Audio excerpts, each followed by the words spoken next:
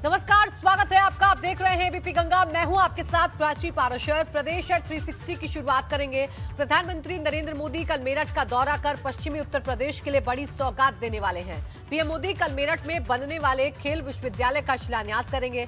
PM Modi के इस दौरे को लेकर तैयारियां पूरी हो गई हैं। सुरक्षा के पुख्ता इंतजाम किए गए हैं। बताया जा रहा है कि पीएम की जनसभा में 25,000 से ज्यादा खिलाड़ी भी शामिल होंगे।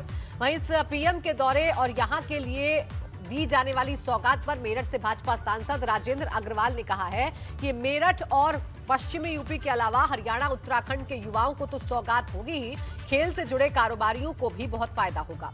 वहीं राजेंद्र अग्रवाल ने 2022 में मेरठ की 7 विधानसभा सीटों पर भाजपा की जीत का दावा भी किया है। 9 वर्ष के दूसरे दिन देश के प्रधानमंत्री नरेंद्र मोदी पश्चिमी उत्तर प्रदेश की जनता को बड़ी सौगात देने जा रहे हैं।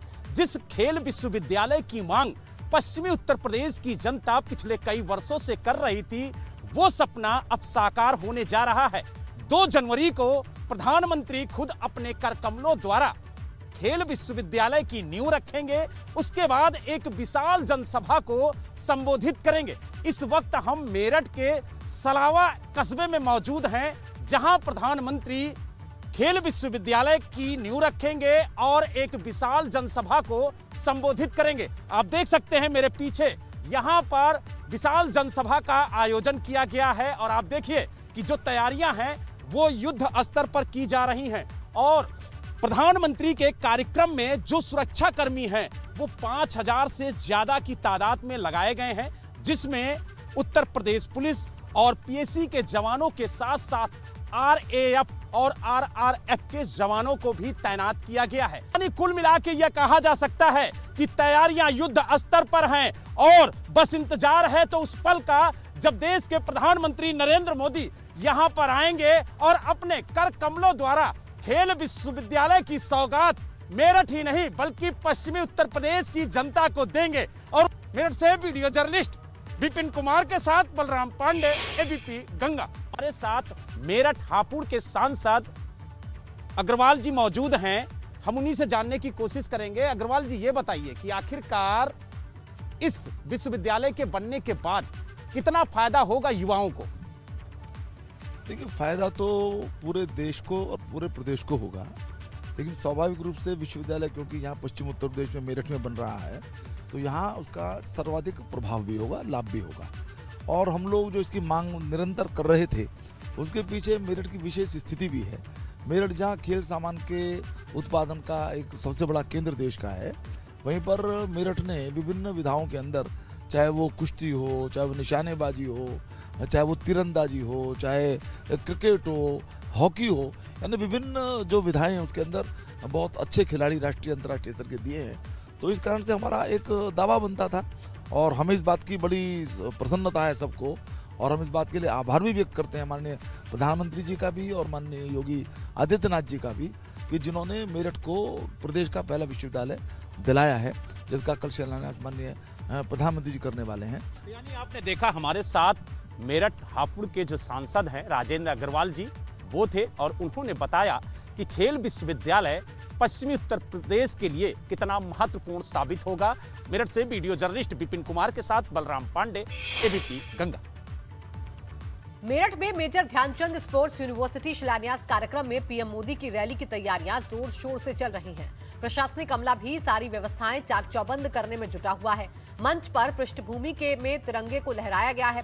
कार्यक्रम में शामिल होने के लिए देश प्रदेश के करीब 25,000 खिलाड़ी मेरठ में पहुंच रहे हैं। वहीं 32 राष्ट्रीय और अंतर्राष्ट्रीय खिलाड़ियों को बुलाया गया है, जिनसे पीएम मोदी बात करेंगे। कल 2 जनवरी को पीएम मोदी मेरे पीछे मौजूद इसी मंच से यहाँ लोगों को संबोधित करेंगे। मंच आप देख सकते हैं, पीछे तिरंगा लहरा रहा है और पूरा मंच यहाँ पर लगभग तैयार किया जा चुका है। केसरिया और सफ़ेद रंग से पूरे मंच को सजाया गया है और दूसरी तरफ आप देख सकते हैं कि कुर्सियाँ यहाँ पर सारी लगा दी गई हैं। यहाँ पर दूर दूर तक आप देखेंगे तो कुर्सियाँ यहाँ पर सारी की सारी व्यवस्था यहाँ पे लगातार चल रही हैं। तमाम अधिकारी यहाँ पर मौजूद हैं जो सारी व्यवस्थाओं को सुनिश्चित करने में लगे हैं कि सारी व्यवस्थाएं सब यहाँ पर ठीक तरीके से है या नहीं है। सारे अधिकारी इस समय जो पूरे प्रदेश में अलग अलग जगह से यहाँ पर पहुँचे हुए हैं, यहाँ पर व्यवस्थाएं करने में लगे हुए हैं।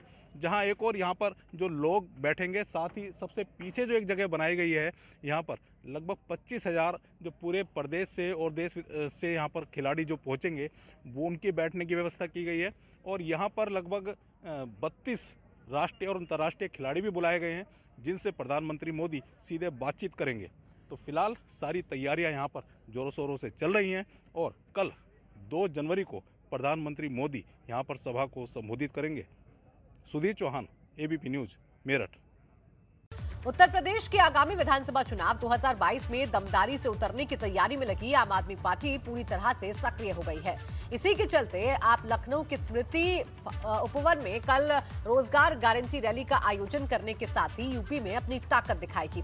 लखनऊ में अरविंद केजरीवाल की रैली को लेकर आप सांसद संजय सिंह ने कहा कि आपने बड़ी तैयारी की है, आप जो कहती है करती है, दिल्ली मॉडल पर यूपी में काम होगा। दिल्ली के मुख्यमंत्री अरविंद केजरीवाल राजधानी लखनऊ में होंगे 2 तारीख को और यहां पर वो एक रैली को संबोधित भी करेंगे। हमारे साथ में इस समय आम आदमी पार्टी के प्रदेश प्रभारी और राज्यसभा सांसद संजय सिंह जी हैं, उनसे जानेंगे पूरा कार्यक्रम।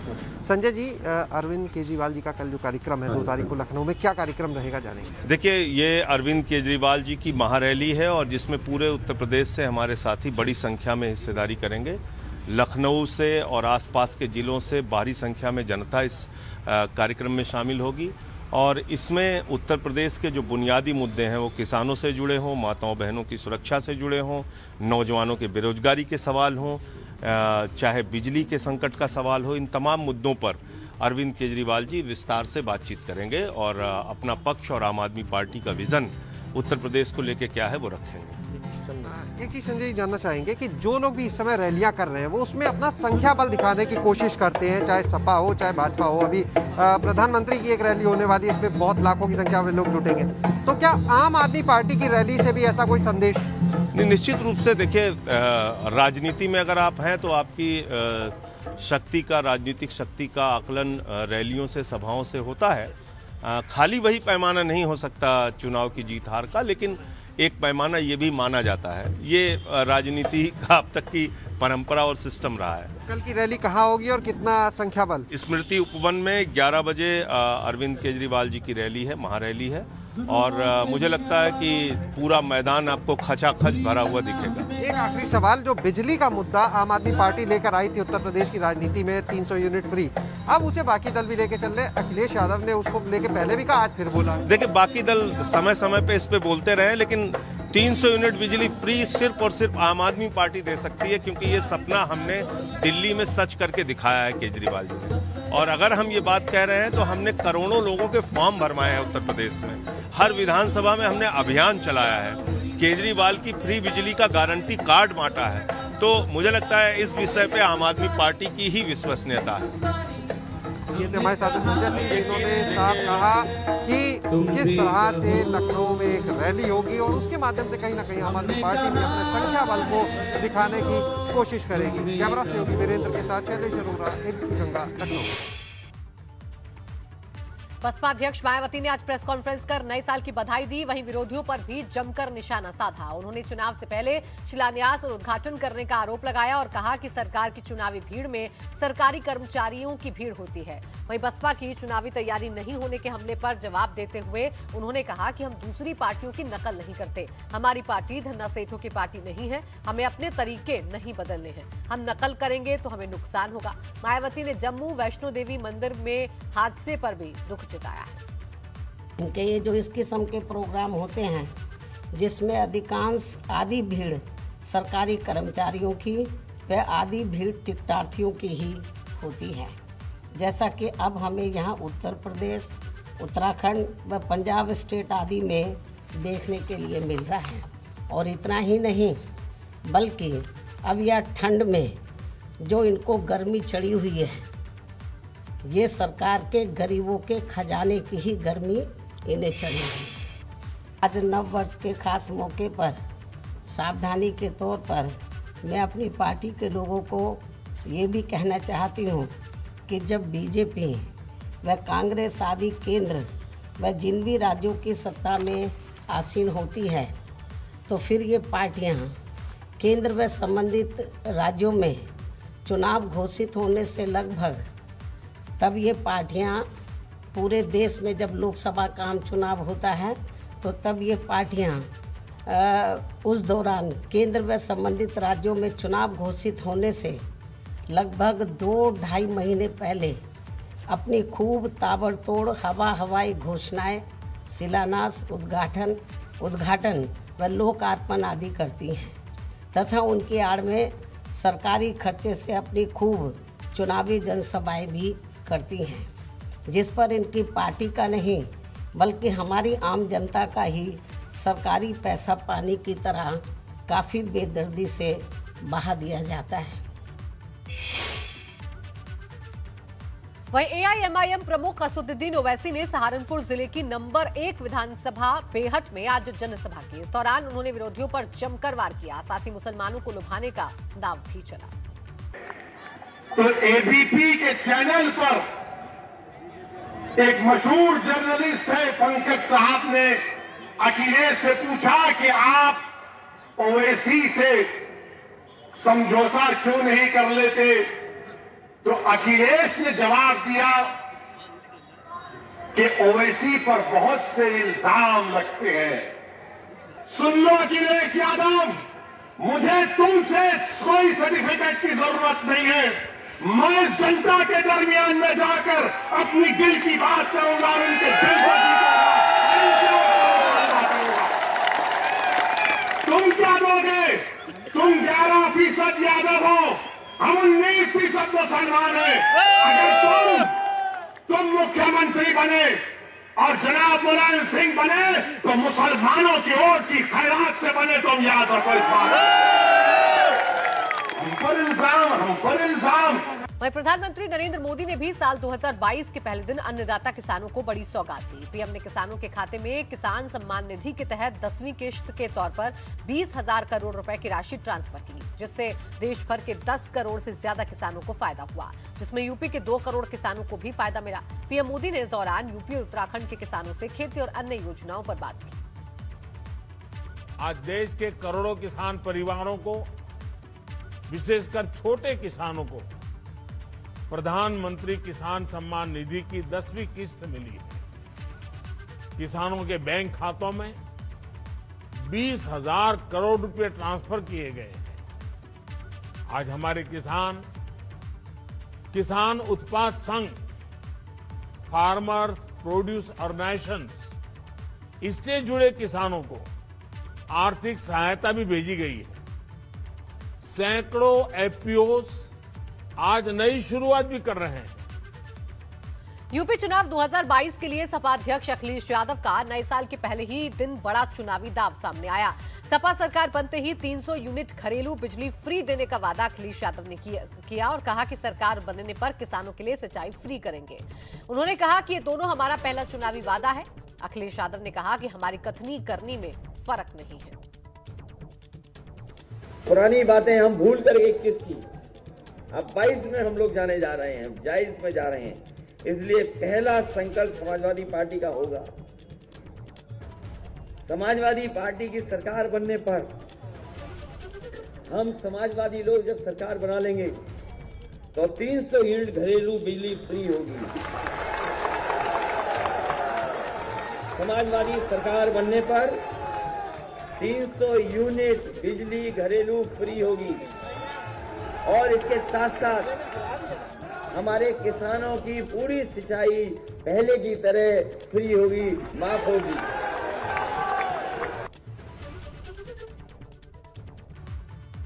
मुख्यमंत्री योगी आदित्यनाथ ने आज आजमगढ़ के गढ़ कहे जाने वाले रामपुर का दौरा किया और 95 करोड़ की 25 परियोजनाओं की सौगात दी।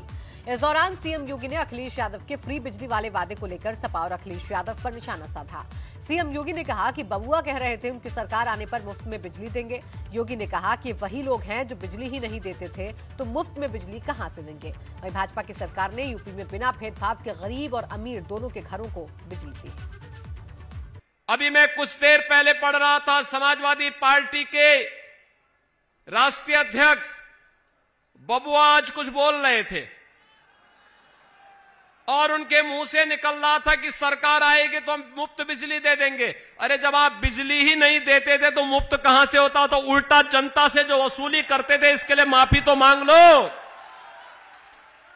जब बिजली ही नहीं आती थी तो मुफ्त की बात कहां, यहां तो जनता से एक तरफा वसूली होती थी।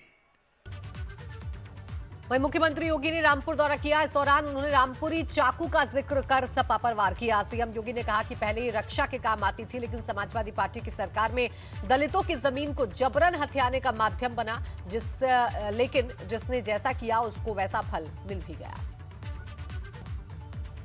अगर अच्छे लोगों के पास शस्त्र होगा तो देश और धर्म की रक्षा के लिए उसका उपयोग करेगा, लेकिन गलत लोगों के हाथों में होगा तो लूट खसोट और गरीबों की, दलितों की संपत्तियों पर कब्जा करने में उसका दुरुपयोग करेगा। और रामपुर की ये चाकू जो कभी रक्षा के काम आती थी, जिसके कारण इसका नाम रामपुर पड़ा था, समाजवादी पार्टी की सरकार में दलितों की जमीनों पर, गरीबों की संपत्तियों पर कब्जा करने का वो माध्यम बन गया था। और इसीलिए जिसने जैसे किया उसको उसका फल भी दे दिया गया। यूपी में इत्र कारोबारियों के घर और प्रतिष्ठानों पर आयकर विभाग का शिकंजा कसता जा रहा है। पीयूष जैन के घर और ठिकानों पर छापेमारी के साथ उससे जुड़े और दूसरे इत्र कारोबारी भी इनकम टैक्स के निशाने पर हैं। यही वजह है कि आयकर विभाग की टीम ने कन्नौज में इत्र कारोबारी याकूब मलिक के घर पर छापा मारा। इस दौरान आईटी की टीम को काफी तादाद में कैश मिलने की उम्मीद है, जिसके चलते नोट गिनने की मशीन मंगवाई गई। दूसरी ओर इनकम टैक्स की टीम ने कानपुर में इत्र कारोबारी अनूप जैन के आनंदपुरी में 2 घरों को सील कर दिया है। आयकर विभाग की टीम अनूप जैन के घर छापा मारने पहुंची थी। आपको बता दें कि अनूप जैन सपा एमएलसी और इत्र कारोबारी पुष्पराज जैन के रिश्तेदार हैं। तीसरी तस्वीर उस वक्त की जब इनकम टैक्स टीम ने पुष्पराज जैन के घर पर छापा मारा था। कन्नौज से खबर यह है कि अयूब और याकूब के घर छापे के मामले में घर से करीब 5 करोड़ कैश बरामद हुआ है। काफी मात्रा में सोना रिकवर किया गया है। देखिए मौके से रिपोर्ट हमारे संवाददाता विवेक त्रिपाठी। याकूब मियां के घर पर पड़ा इनकम टैक्स का छापा अभी जारी है और सुबह एक काउंटिंग मशीन आई थी। एचडीएफसी बैंक के लोग आए थे यहाँ पर काउंटिंग मशीन लेकर। ये नोट काउंटिंग मशीन करीब 3 घंटे से भीतर काउंटिंग चल रही थी। मशीन लेके लोग बाहर निकले, यानी काउंटिंग खत्म हो चुकी है। नोट जो कैश अंदर मिला है काफ़ी मात्रा में है कैश। हम कोशिश करेंगे बात करने की। कितना क्या आप लोग एचडीएफसी बैंक से? जी एचडीएफसी। अच्छा, क्या अंदर है? अभी हम लोग काउंटिंग करके आ रहे हैं पैसे की, और काउंट हो गया है। जितना भी पैसा था वो पूरा काउंट हो गया है। लगभग कितना? इतना तो नहीं बता सकते क्योंकि नोटों की काउंटिंग हुई है। अब वो पूरा कैलकुलेट। किस तरह के नोट हैं? 500, 2000, 100, 50, 5 के भी नोट हैं। 5 के, हाँ, छोटे नोट भी हैं कुछ। तो बड़े वाले बंडल मतलब 2000 के कितने ज़्यादा, सबसे ज़्यादा कितने हैं? सबसे ज़्यादा 500 के नोट हैं। 2000 के नोट ज़्यादा नहीं है मतलब, लेकिन 500 के ज़्यादा हैं। तो कितनी संख्या होगी? नोटों का काउंट किया है हम लोगों ने अभी, मतलब पूरा अमाउंट काउंट नहीं। नोट कितने हैं? अब नोट का भी ऐसा नहीं बता सकते, लेकिन हाँ ठीक ठाक अमाउंट है। मतलब एक अंदाजा बताइए कितने हो सकते हैं? नहीं ज़्यादा होगा, अब करोड़ों में 2-4 करोड़ रुपए होगा। तो यहाँ पर अभी जो बैंक के लोग निकले हैं बाहर, उनका कहना है कि 2-4 करोड़ रुपए कैश होंगे और ये कैश अभी अंदर इनकम टैक्स की टीम के पास ही रखा हुआ है। इसके अलावा ये भी बताया जा रहा है कि गोल्ड भी बहुत सारा मिला है। तमाम जो अंदर कमरे हैं, जो आपको दिखा दें नज़ारा यहाँ पे, जो कमरे हैं वो पूरा ऊपर तक आप देख रहे हैं कि ये मलिक मियाँ जो यहाँ के बहुत बड़े व्यापारी हैं, ट्रेडर हैं, उनके बेटे अयूब और याकूब दोनों ये काम कर रहे हैं जो इत्र का काम है, शमामा का, पूरे वर्ल्ड में इनका फेमस काम है। यहाँ पर कार्रवाई चल रही है और इनकम टैक्स की टीम जो गोल्ड मिला है, कई अभी दीवारें हैं वो ऐसा कहा जा रहा है कि तोड़ी जा रही हैं। ये आप सामने देख रहे हैं कि जो परफ्यूम का, इत्र बनाने का है कारखाना, इनका जो भट्टियाँ लगी हैं इत्र बनाने के लिए, यहीं पर वो रहते भी हैं और यहीं पर उनका फैक्ट्री भी है। तो इनकम टैक्स की रेड की प्रक्रिया जारी है, लगातार चल रही है।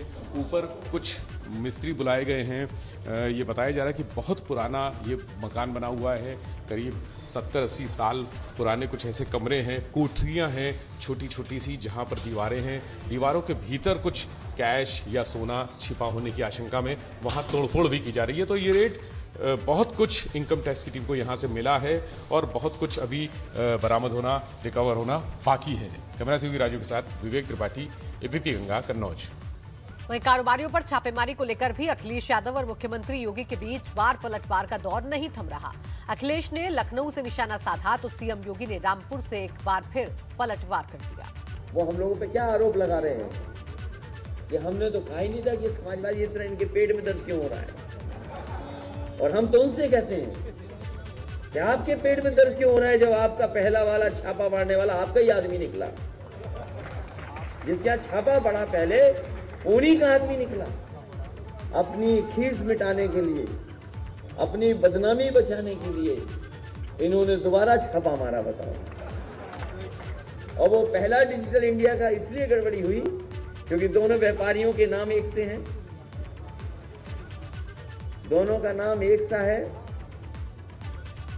दोनों का रहने वाली जगह एक है, दोनों का मोहल्ला एक है, दोनों का कारोबार एक है, दोनों के जो घर हैं वो एक जगह हैं। अगर कन्नौज में घर है तो दोनों का घर है, कानपुर में घर है तो दोनों का घर है, मुंबई में घर है तो दोनों का घर है, और कारोबार भी एक सा है, एक्सपोर्ट भी एक सा है। तो इसलिए इन्होंने छापा हमारे यहाँ नहीं मारा था। पहले इन्होंने अपने यहाँ छाप मारा था। और ये जितना भी पैसा निकला है वो समाजवादियों का नहीं है, वो भारतीय जनता पार्टी के लोगों का ही होगा पैसा। जिस गरीब का, जिस गांव का, जिस महिला का, जिस नौजवान का जो अधिकार था वह दिया। पहले एक गरीब के लिए आने वाले आवास का पैसा, बिजली का ये पैसा, शौचालय का ये पैसा कहां जाता था मैं तो ये समझ नहीं पा रहा था। लेकिन भाइयों बहनों, एक सप्ताह पहले आपने नोटों की गड्डियों के पहाड़ जेसीबी से निकालते हुए देखा होगा। कैसे समाजवादी पार्टी से जुड़े हुए नेताओं के घरों से नोट की गड्डियां निकल रही हैं। ये नोट की गड्डियां खेत और खलिहानों में नहीं पैदा हो रही हैं, ये जनता की कमाई पे डकैती डाल करके विकास के कार्यों को अवरुद्ध करके जो अनैतिक तरीके से इन्होंने संपत्ति अर्जित की थी, ये वही पैसा है, वही पैसा आज निकाला जा रहा है।